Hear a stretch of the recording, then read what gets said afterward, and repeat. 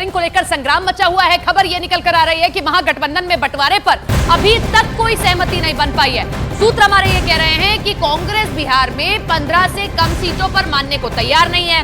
वो आरजेडी से 15 सीटों की मांग कर रही है, जिसके लिए कांग्रेस तर्क ये दे रही है कि नीतीश कुमार के महागठबंधन से हटने के बाद कांग्रेस राष्ट्रीय पार्टी होने के नाते उनकी दावेदारी ज्यादा होनी चाहिए। कांग्रेस ने 15 सीटों की एक सूची भी लालू यादव को हाथ में थमा दी है।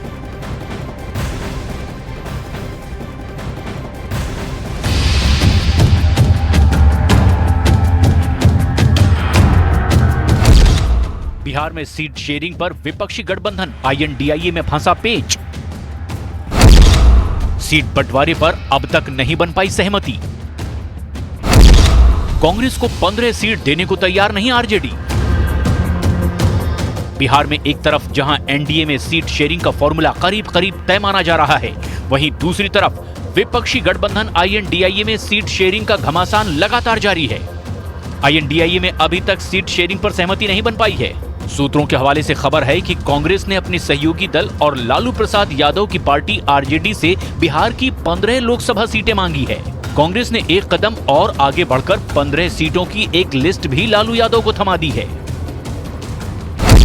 सूत्रों के अनुसार कांग्रेस की ओर से बिहार की 15 सीटें मांगी गई है। इनमें सासाराम, पूर्णिया, खगड़िया, नवादा, औरंगाबाद, कटिहार, समस्तीपुर, किशनगंज, मोतिहारी, पश्चिमी चंपारण, पटना साहिब, मुजफ्फरपुर, बक्सर, मधुबनी और बेगूसराय जैसी सीटें शामिल हैं। पेच सिर्फ कांग्रेस की सीटों की संख्या पर ही नहीं फंसा है, बल्कि सीटों के बंटवारे को लेकर फॉर्मूले में अभी कई पेच बाकी हैं। और कैसे, अब जरा वो भी समझ लीजिए। कांग्रेस ने 15 सीटों पर दावेदारी पेश की है, तो सूत्रों का दावा है कि लालू कांग्रेस को 8-9 से ज्यादा सीटें देने के मूड में नहीं है। लालू बिहार में सबसे ज्यादा 25 सीटों पर आरजेडी को चुनाव लड़ाना चाहते हैं।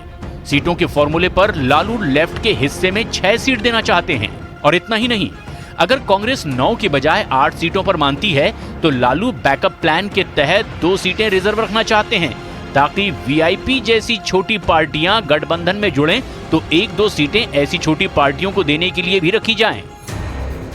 लेकिन सूत्रों के हवाले से खबर है कि कांग्रेस भी 15 सीटों की मांग पर अड़ी हुई है, जिसकी वजह से मामला अटकता दिखाई दे रहा है। सूत्रों का दावा है कि अगर आरजेडी ने कांग्रेस की बात नहीं मानी तो बिहार में कांग्रेस अकेले चुनाव लड़ सकती है।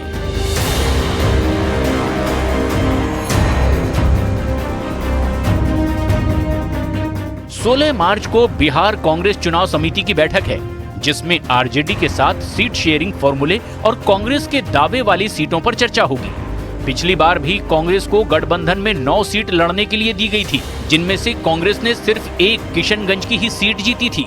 वहीं आरजेडी लोकसभा चुनाव में अपना खाता तक नहीं खोल पाई थी। इधर एनडीए में भी चिराग को 5 सीटों के ऑफर की खबरों के बीच सबसे बड़ी मुश्किल चिराग के चाचा पशुपति पारस के लिए हो गई है। हालांकि पशुपति पारस की राष्ट्रीय लोक जनशक्ति पार्टी की ओर से दावा किया जा रहा है कि सीट बंटवारे को लेकर अभी कोई फाइनल फैसला होना बाकी है। राष्ट्रीय अध्यक्ष पशुपति कुमार पारस जी को अधिकृत किया जाता है कि आगे की जो पार्टी की रणनीति होगी, आगे जो पार्टी जो रणनीति तैयार करेगी, और भारतीय जनता पार्टी से जो हमारा वार्ता चल रहा है सीट शेयरिंग पे, वो सारी बातों के लिए संसदीय बोर्ड ने राष्ट्रीय अध्यक्ष पशुपति पारस जी को अधिकृत कर दिया है। और राष्ट्रीय अध्यक्ष जी भारतीय जनता पार्टी के शीर्ष नेतृत्व के संपर्क में है। हमारी पार्टी की वार्ता चल रही है और हम लोग प्रधानमंत्री के नेतृत्व में एनडीए में हैं, एनडीए में थे, एनडीए में रहेंगे। सूत्रों के हवाले से खबर है कि चाचा और भतीजे के बीच हाजीपुर की लोकसभा सीट को लेकर भी तनातनी अभी खत्म नहीं हुई है। पशुपति पारस ने फिलहाल अपने पत्ते नहीं खोले हैं, लेकिन एनडीए में दावा फिलहाल ऑल इज वेल का ही हो रहा है। भारतीय जनता पार्टी किसी एक जाति की पार्टी नहीं है, सभी जाति का पार्टी है, सबका स्वागत है। भारतीय जनता पार्टी राष्ट्रवाद के लिए काम करता है। भारतीय जनता पार्टी हर भारतीय को आत्मनिर्भर आत्म स्वाभिमान के साथ सबका विकास को लेके चलता है। चचा भतीजा का जो भी मामला है, लेकिन दोनों भाजपा के साथ चलना चाहते हैं।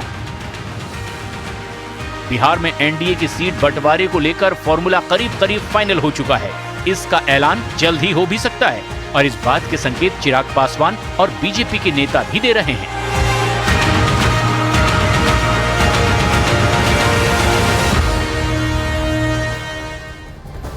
सबके बीच में सूत्र हमारे ये कह रहे हैं कि कांग्रेस ने आरजेडी को 15 सीटों की एक सूची दे दी, जिन पर संभावित प्रत्याशियों के नाम भी दिए गए हैं। कांग्रेस के संभावित नाम और सीट कौन सी है वो आप देख लीजिए, एक एक करके हम आपको बताते हैं। सासाराम से मीरा कुमार, अंशुल कुमार, पूर्णिया से पप्पू यादव कांग्रेस में शामिल हो सकते हैं। दूसरा जो नाम है वो अब सामने आया है, खगड़िया से चंदन यादव यहां से सामने आया है, नवादा से अखिलेश सिंह या आकाश सिंह, ये नाम दिए गए। उसमें औरंगाबाद निखिल कुमार आनंद शंकर एमएलए हैं, उनका नाम दिया गया है। कटिहार सीट से तारिक अनवर का नाम दे दिया गया है कि ये हमारे संभावित उम्मीदवार हो सकते हैं। समस्तीपुर से आरके रवि पूर्व में आईपीएस रहे हैं, उनका नाम दिया गया। किशनगंज सीट बहुत महत्वपूर्ण है क्योंकि एकमात्र यही सीट वो जीत पाई थी पिछली बार। मोतिहारी अखिलेश सिंह, पश्चिमी चंपारण में विजय शंकर दुबे, ये वो नाम है, वो सीटें हैं जो कांग्रेस मांग कर रही है। पटना साहिब में कोई लड़ना चाह ही नहीं रहा है, फिर भी वो मांग रही है कि यहाँ से ये सीट हमें दे दी जाए। बक्सर में मुन्ना तिवारी एमएलए है मौजूदा समय में, उनको टिकट देने के बाद। तो ये वो सीटें हैं जो हम आपको दिखा रहे हैं जो कांग्रेस ने सूची लालू यादव को दे दी है। मधुबनी में शकील अहमद, प्रेमचंद मिश्रा, कृपानाथ पाठक और बेगूसराय में कन्हैया कुमार को टिकट देने की बात हो रही है। बेगूसराय से वो आते भी हैं।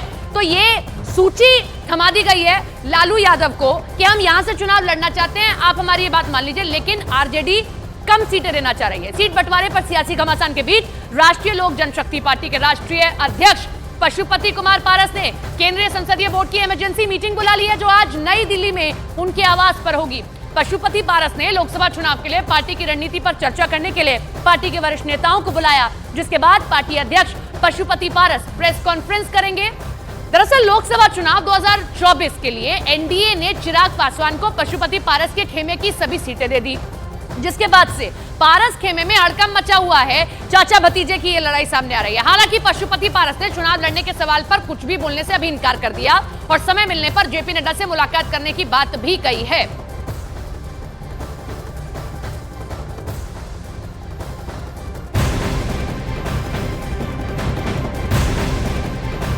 बिहार से ही बड़ी खबर, जहां आज नीतीश सरकार के मंत्रिमंडल का विस्तार होने वाला है। दोपहर 3 बजे से 4 बजे के बीच मंत्रिमंडल विस्तार हो जाएगा। खबर है कि हरी सहनी, दिलीप जायसवाल मंत्री बन सकते हैं और इसके अलावा बीजेपी से मंगल पांडे, नितिन नवीन को भी मंत्री बनाया जा सकता है नीतीश कुमार के मंत्रिमंडल में। तो नीतीश कुमार का मंत्रिमंडल विस्तार संभव है 3 बजे से लेकर 4 बजे के बीच में कर दिया जाएगा। और जो संभावित नाम अभी रेस में है वो आपको बता देते हैं। बीजेपी से मंगल पांडे और नितिन नवीन को मंत्री बनाया जा सकता है और दूसरी तरफ हरी सहनी, दिलीप जायसवाल को मंत्रिमंडल में शामिल किया जा सकता है।